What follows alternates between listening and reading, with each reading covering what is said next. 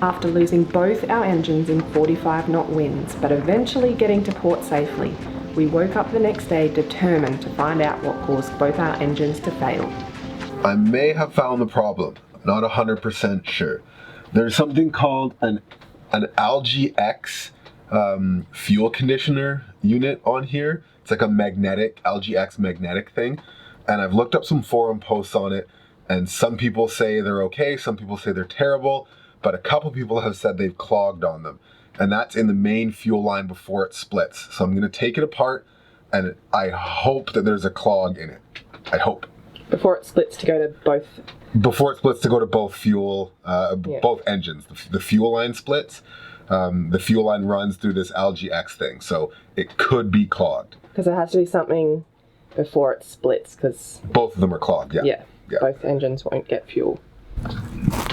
Okay, it's kind of hard to get the camera in here to see, but this is the Algae X thing that I'm talking about, and this is the fuel line that runs, and then it goes off camera here and splits into two fuel lines. So I'm hoping to find a clog right in here.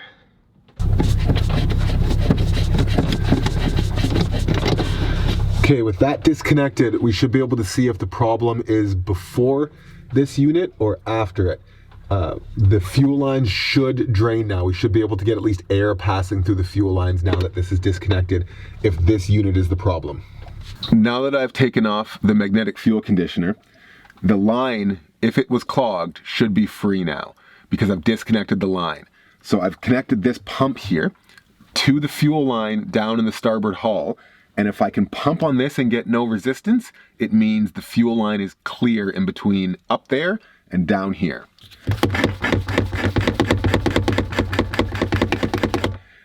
And that is great. There's no resistance building up. It means that more than likely the problem is that Algae Fuel X thing. So now let's remove that and see if we can find a clog in there.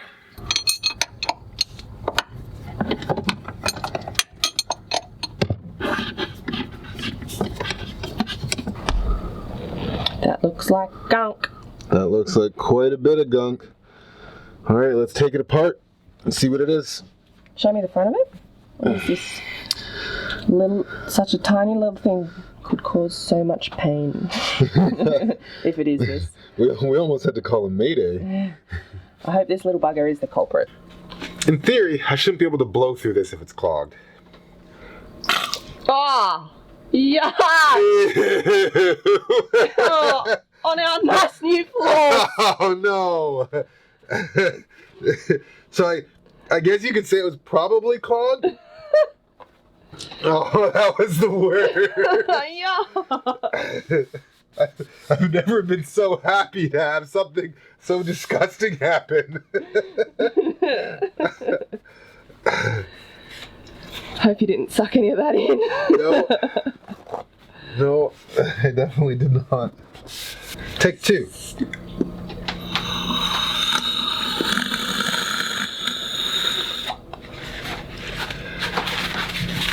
That's rotten. So that was probably the problem. Hopefully the problem. Better have been the problem. If that's not the problem, we've probably got a lot of problems. We definitely have a lot of problems. I'm still gonna take it apart. I gotta be careful because I don't want to break the gasket that is no doubt in here. It's mucky. Because I don't have another one of these gaskets. But show us. You can see how mucky and disgusting that is. Yep. And the fuel is supposed to run along here and then here, and so that would definitely restrict fuel flow. That's gross. We're going to put this back in. We're going to clean it up and put it back in. The problem is I don't like it because one thing can cause a failure for both fuel lines. So what I'm probably going to do in the future, the not too distant future, is put in a bypass to this. So still have this running through so it can, clearly do the job that it's been doing, but also have a bypass. So if I need to, I can quickly just bypass this to not have it clog up and take out both engines. At the same time. At the same time, when there's a small vessel warning, and we have a line wrapped in the prop. How did all that happen at once? I don't know. I still don't understand. I didn't think two things would happen at the same time. Oh. I gotta zoom in on that. Oh, there's a magnet that comes out. Well, that makes cleaning it much easier. No gunk. When I was looking online to try and find some more information about these things, someone said that they would much rather have this little bit of stuff go into the fuel filters, because this wouldn't have clogged a fuel filter, and a fuel filter is a lot easier to replace as well. And right now this thing can shut off both engines at the same time. With no warning.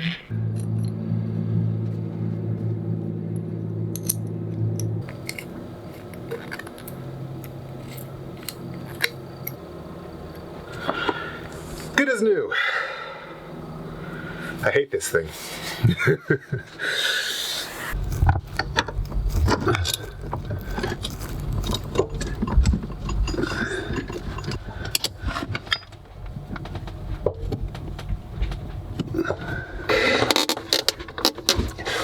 Alright, with that fuel line off, we are going to hook a pump up to this and pump some diesel out of there, just in case anything grubby got in the fuel line. So it's going to be like washing out the fuel line. Well, and to check that the fuel actually comes out. That's the whole problem, isn't it? Oh, the fuel is going to come out. The fuel better come out. If the fuel doesn't come out, there's going to be hell to pay. And by hell to pay, I mean probably a mechanic. This is our dollar store pump, which actually cost like 20 bucks, and we hated to buy it at the time. And we were using it when we were emptying the fuel tanks to see how much was in it. And we've gotten so much use out of it today. Checking for suction and everything. All right, when I flip this, I should be able to pump on this, and there should be fuel coming out of right here. If we fix the problem. Ah! Yes! Is there fuel? There's fuel! Yeah. Oh, it's grimy too. Ugh. Okay. Oh, sweet relief. Okay, I'm just gonna pump a couple liters of fuel Yes. out of here. Oh, yes. Last thing to do is bleed the fuel system here, which I've now gotten really good at doing. We just take this little thing. You're supposed to only loosen it, but I find if you just take it off, it makes it a lot easier. And then you drop it immediately, as one does. Almost right down a hole. Whew. Why is there a hole? Okay, and then you unscrew this. And this is a little pump. So what happens when you pump it is oh, I gotta open the fuel up. What happens when you pump this is there, see? There you go. Diesel's now out of there. Means we have no more air in the system. And we can tighten this screw up. When you pump that little thing, it pumps the fuel line, it pumps fuel through, and you can get all the air bubbles out. And both of our engines should start now. Now it's time to try the engines. And seeing as I did all the hard work in finding the problem, I get the honours of trying. Which one should we do? I'd say we go starboard. Starboard. If you're wondering what the key rings are, we've collected a few nice ones along the way, and I'm sure we'll add more. This one in particular, Darcy's friend Bart gave it to him. Here goes nothing. That's one! Okay, one more! A little bit croaky. Let's see, this one's a bit faster. Yes! Woo! Woo! Both engines! High five! Yes! Alright, what do you say we explore the town of Petersburg and maybe pay our dock fee? Yeah, we have to do that. And maybe a shower. Yeah, definitely a shower. Haven't had one in a while. I gotta get some juggling practice in. And I want to buy some chocolate because we've run out. And I need to I'm still sad about the camera, so I need some chocolate to cheer me up. All right, let's go cheer you up. It's a bit of a hike to walk to the Harbour Master's office to pay for the dock spot we got last night. So we're going to go for that walk now, and we're also going to look for a spot to put the dirty diesel that we pumped out through those lines. Hopefully there's somewhere we can put that. And showers and chocolate. Maybe some fruit. Showers, chocolate, fruit. Anything else you need? New camera up. I don't think I'm going to find that here. Yeah, I don't think so. We've got this old one for now. And the drone. There's a lot of commercial fishing boats. It's a huge harbour with heaps and heaps of boats. The biggest we've got to so far, I reckon. I reckon. You reckon? I reckon. I really need to find me some of that. There's heaps of fishing boats. I've never seen so many. Hey, one's coming. So this hall was built in 1912 by the founders of the town. They founded the town in around 1896. Someone called Peter, hence Petersburg, and he was Norwegian and he founded it with a bunch of Norwegians. So there's a lot of Norwegian stuff around town. It's cool.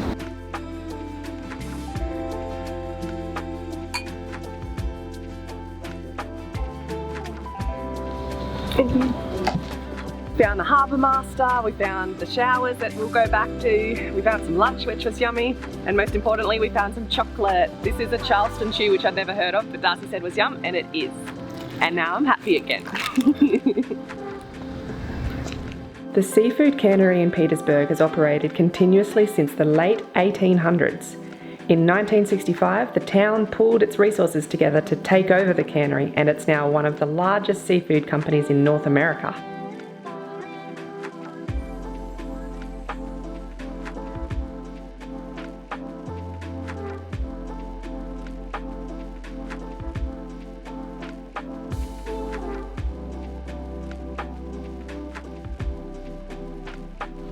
We're just leaving Petersburg now.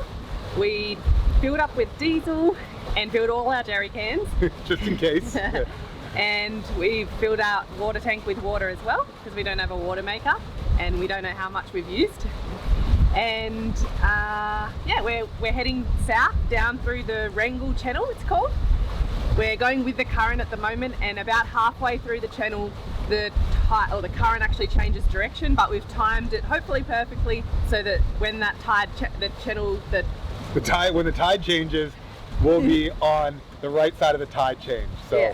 Halfway through the channel, the current reverses direction, but we've timed it perfectly. Maybe we're 20 minutes late. We're 20 minutes late. We're always 20 minutes late. Yeah. Every day we start off with, I wish we were 20 minutes earlier or an hour earlier. But Petersburg was great. Everyone was so nice in Petersburg. I wish I would have had more time to explore, but we went there under duress. We wouldn't have gone there otherwise, but a lovely place, lovely people. Tons of people offered us help. We didn't need any, fortunately, but amazing people. Yeah, cute little town. All right, southward. Southbound.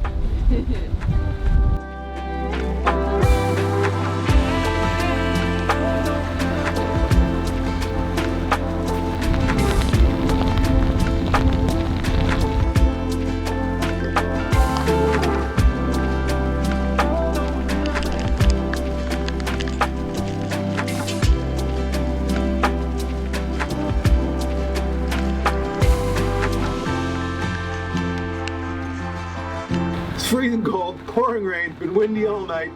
One of the solar panels came a bit loose, so I had to come out here and tighten it. The reason that I'm wearing this is because I have one dry pair of clothes that are really warm, so like a big hoodie. And if I came out here in that, it would take forever to dry out.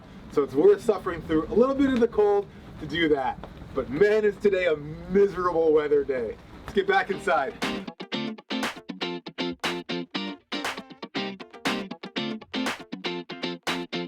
The next day the sun came out and we decided to make our way further south to Ketchikan, where we had first started our time in Alaska. This late in the season you really have to pick your weather windows carefully, which can mean a lot of motoring instead of sailing. Bar Harbor Harbor Master, Bar Harbor Harbor Master. This is sailing vessel Supernova, sailing vessel Supernova. Do you have a copy? back to the boat. Hey, I was wondering if you guys had space for a 49-foot boat. Yep. Bar Harbor North, float 10, stall number 2. It's on the south side of float 10. It is a bow and port side tie. Okay, 10-4. Thanks very much. I'll come see you when I tie up.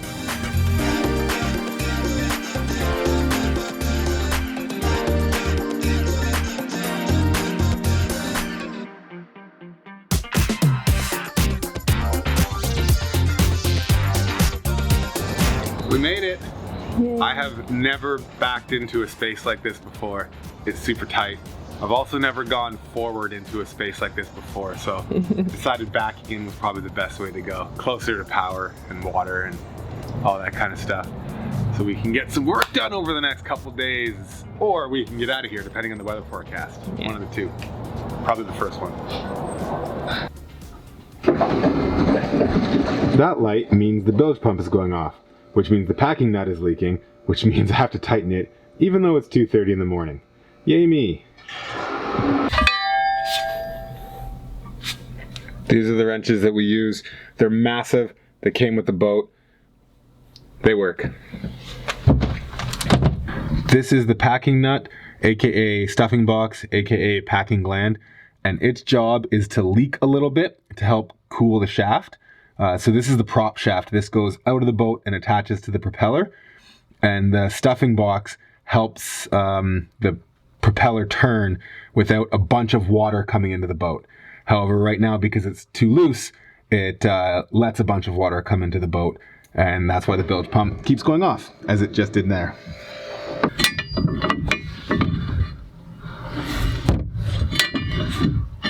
All you do is loosen this off, a couple of turns, and then it allows you to tighten that nut.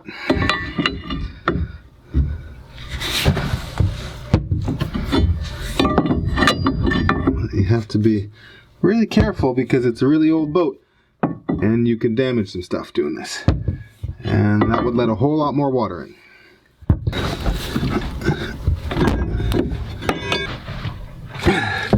So when those are tightened back together, it should stop leaking.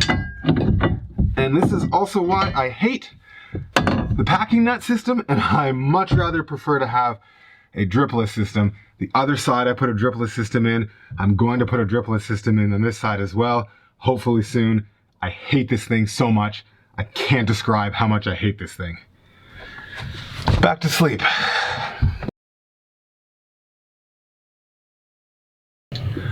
I've found the culprit. This is our bilge pump, and it was backflowing. So water from the ocean was flowing back into it because the through hull that it pumps out of was below the water. I don't know why it just started doing that. Maybe the pipe dropped and it wasn't as high up as it used to be. So anyway, that's the problem. All I have to do is pull this out and throw it overboard. But no, I just think I'm just going to raise the hose up a little bit. But then also the bilge pump just stopped working, and I think I have found the problem. And in here, it is a zip tie. And I'm not going to say I dropped the zip tie down there because I didn't. Someone else did. But I'm not sure who. I'm too tired.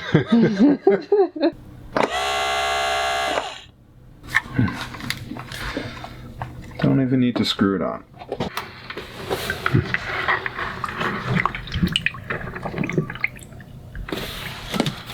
Okay. So I should be able to just turn it on now.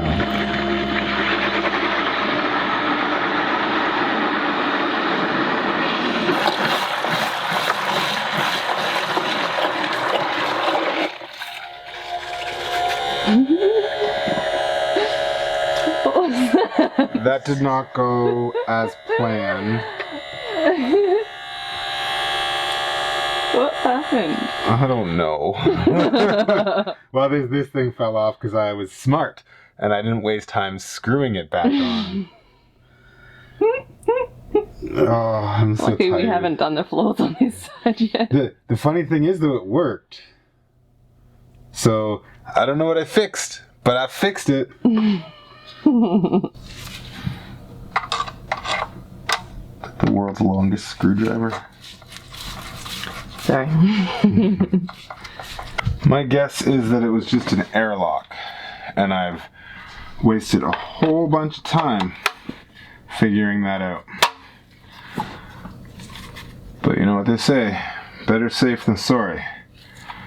Now that I've expertly taken apart, fixed nothing, and put back together this bilge pump, it should be working just fine. I need to go to sleep. I need to go to sleep.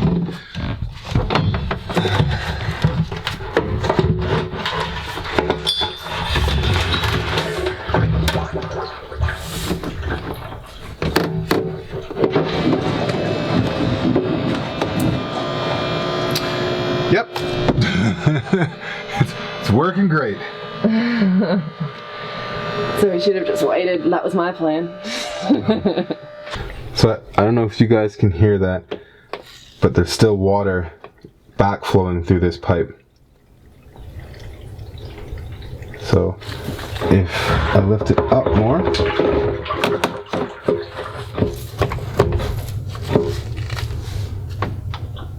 the backflowing has stopped. So this is where I'm going to leave it temporarily because I'm going to sleep. Good morning.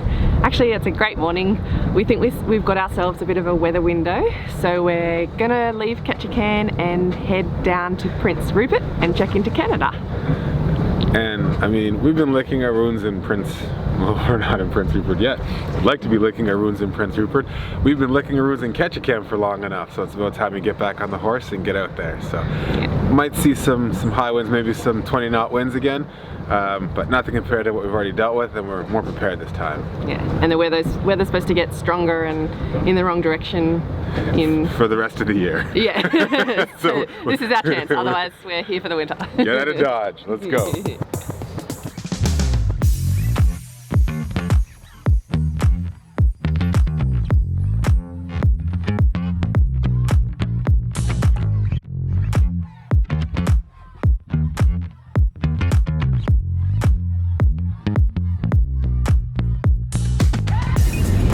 Bright and early. I'm not a morning person, if you can't tell. So just leaving Ketchikan, all went well leaving the dock. I took us out. It's always good practice for me.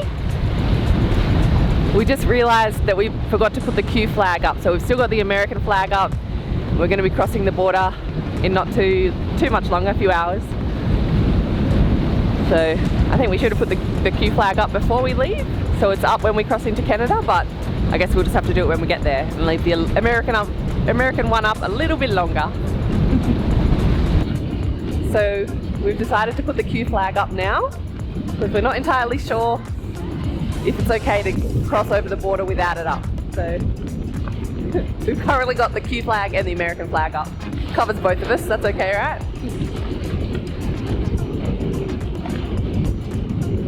See you Ketchikan, see you Alaska. Until next time. What do you guess? How long until we're back? We might have to go around the world first and then come back up.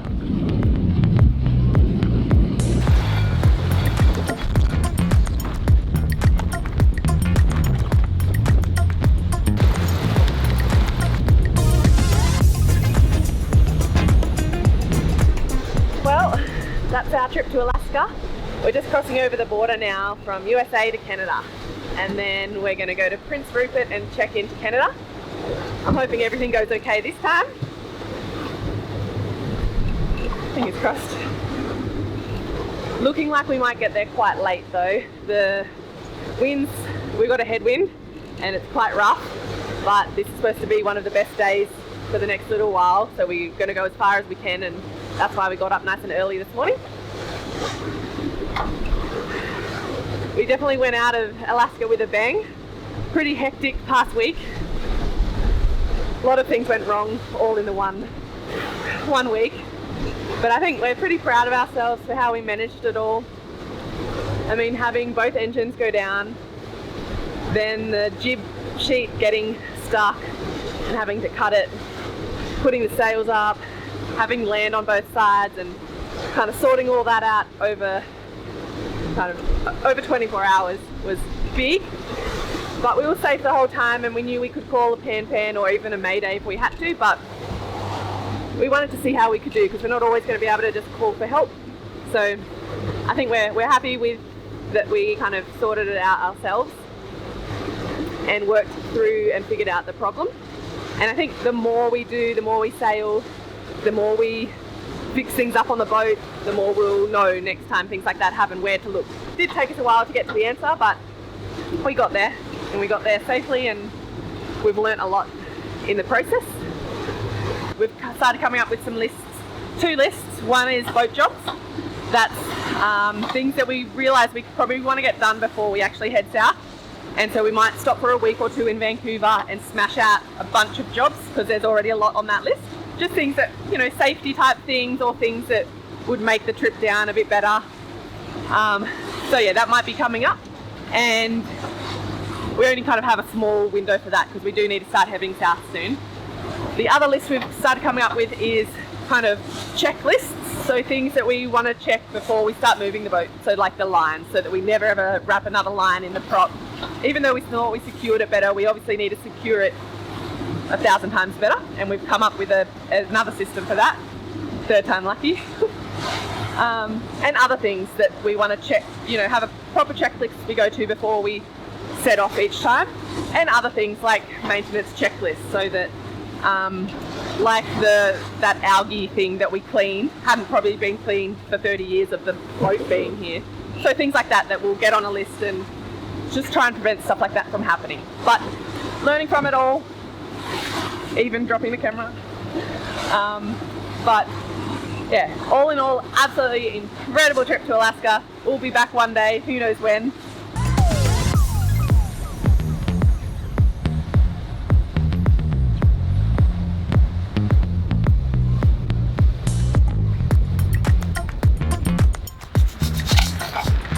We've arrived. We're in Prince Rupert. So this is our first stop on the way back in Canada, and it's been good so far. We arrived pretty late, after 10 o'clock I think, and all the marinas and check-in places are closed, and some didn't seem to even exist. We were kind of sailing around looking where to stop. Ended up finding a phone number to call that we saw on a Navionics review. Rang them, and it was a border person somewhere else in the country, and they went through our details and said we're fine. Don't even need to see anyone. No one's coming on the dock, to the boat or anything. So much easier than America. Eh? Much easier, even though I had the same kind of visa type thing, and yeah, the border guard for Canada was right when he said that was the right thing, just not for America. I've looked into getting a long-term visa that allows you to come in via a boat, not just air and land, which is what I had before. And the interview to get that is they're not even taking anyone at the moment because it's too busy. And other things online, like on forums and that, say over 1 to 2 years for the interview for the wait. So that's going to be a problem. But we're okay for going California. down, yeah, for California, yeah. Yeah, I've got an entry there. We talked to that, we made sure, asked 100 times in Ketchikan. So I've got the entry there, but for Florida, once we go back around, that's going to be a different issue. We have to figure out what to do about that. Yeah, we're not going to be there for at least 6 months. Yeah. Anyway, what you making? Pasta. We need some carbs after that sail today. Yeah, it was a bit of a rough go, eh? Yeah. But we're here. I always get nervous with border stuff, especially now after Ketchikan. You're like the most innocent person ever. It's scary. Oh. We found out about this competition. It actually closes, I think, on Saturday or Sunday, but it's for the best new emerging YouTube channel to do with sailing. So we entered it. Probably don't have a chance because we only found out and it's just about to close. But if you want to vote for us, it's simple, and you just got to put your email in and we'll put the link down below. So who knows, we might win. we're probably not going to win, but we want to at least try and get to 100 votes. So yeah. We'd really appreciate it if anyone tried to follow the link and And yeah, voted for us, or vote for someone else if you think someone else does better. Yeah, or you might find some other good YouTube channels. If I had 100 friends, we might get to 100, but I don't, so we're asking you guys. Now, also, I wanted to say a huge thank you to everyone who watched our video last week and liked it and commented and gave us heaps of good advice about all the problems we've been having. We're yet to kind of solve all our issues, but we're getting there, and all your support and thanks and comments and like tips and advice is really, really helpful, because we are new and everything you tell us we may know a little bit about it, or we may know absolutely nothing, and you don't know what you don't know. So it's been super helpful, so thanks a lot. And a huge, huge, huge thanks to anyone who contributed to our little PayPal thing to replace the really good zoom camera we had bought just for this trip. And we can't believe it, but we've actually got enough to replace it. And so we've put an order on for the same camera because it was amazing, and we're going to pick it up when we get to Vancouver. So I really can't thank you guys enough. I can't believe it. And yeah, I'm going red just thinking about it. Thank you. We really appreciate everything, guys. See you next week. See you next Friday.